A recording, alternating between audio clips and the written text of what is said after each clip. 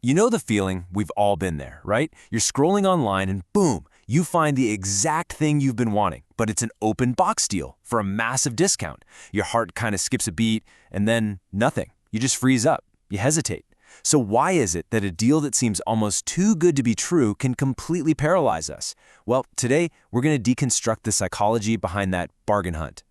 It's that moment, isn't it? It's this crazy internal battle between the totally rational desire to save some money and this deep, almost primal fear of getting ripped off. So what is actually going on inside our heads when we're staring at a deal like this? Let's start by actually giving this feeling a name. Yeah, let's call this whole internal mess the bargain paradox. It's a super predictable tug of war that happens between two very different parts of your brain. And right now, we're going to pull it apart piece by piece. Okay, so on one side, you've got the thrill of the hunt, that little dopamine hit of a potential win. You can almost feel the cash you're about to save, right? But on the other side, there's this dread, this fear of the unknown, a real anxiety about a potential loss. What if it's broken? What if it's a total scam? This isn't just a simple calculation, it's a full-on emotional storm brewing in your mind. It turns out this paralysis isn't random at all. It's actually caused by these predictable mental shortcuts our brains use every single day. We call them cognitive biases, and they are the hidden forces that are secretly pulling all the strings on this entire decision. So there are three main culprits behind all this hesitation. You can kind of think of them as the very architecture of our indecision. First, we have loss aversion. Then there's the anchoring effect. And finally, our deep need for something called social proof. Let's break down each one. First up, loss aversion. Now, what's so fascinating here is the math behind the emotion. Research actually shows that the psychological pain of losing something feels about twice as powerful as the pleasure you get from gaining that exact same thing. So that fear of wasting your money on a flawed product, it just feels so much bigger and more intense than the joy of the discount.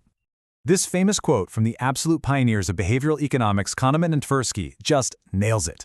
Losses loom larger than gains. That potential negative story, the open box laptop arriving broken, the nightmare of the return process, it just feels bigger and more real in our heads than the positive story of saving a couple $100.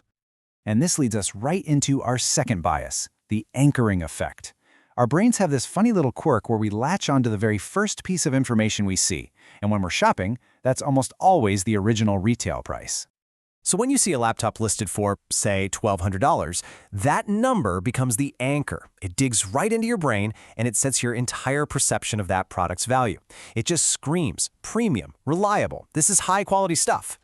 And here's where the magic trick happens. When you see the $840 price, your brain doesn't just evaluate if $840 is a fair price. No, it sees a massive $360 gain compared to that anchor. The deal feels so incredible precisely because that anchor was set so high to begin with. And finally, number 3, social proof. Look, when we're uncertain, we look to the crowd for guidance. It's human nature. If tons of people are doing something, we just assume it must be the right thing to do. In the world of online shopping, this means reviews and ratings are basically our safety net. But here's the big problem with open box deals. They exist in what you could call a social proof vacuum. Think about it. Those thousands of positive reviews, they belong to the brand new product, not this specific one-off returned item. That comforting blanket of approval from the crowd completely vanishes, and suddenly you feel like you're all alone, and the sense of risk just shoots through the roof. Now, it's really important to remember that these internal biases of ours don't operate in a bubble. E-commerce sites are meticulously designed to tap directly into them. They're not just digital stores, they're incredibly sophisticated persuasion engines. Just think about it for a second. You've got the scarcity cues, like only one left in stock, which for an open box item is literally true, and it creates so much pressure. Then you have the urgency triggers, those little countdown timers ticking away. And once you add an item to your cart, this weird feeling of ownership kicks in, making it that much harder to let it go. The whole point here is that these tactics are engineered to completely disrupt your rational thought process. They're targeting what psychologists call your System 1 brain, that's the fast, gut-feeling, emotional part, to completely override your System 2 brain, which is the slow, deliberate, and analytical part. In short, they want you to feel, not think.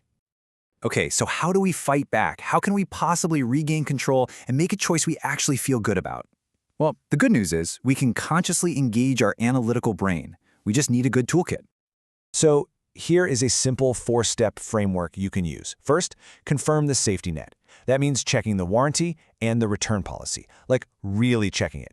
Second, read the story. You have to scrutinize the specific condition notes for that item.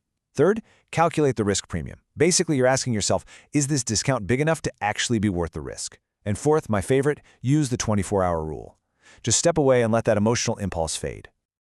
Now, when you're calculating that risk premium, a really great rule of thumb to follow is that the discount on an open box item should probably be at least 20%.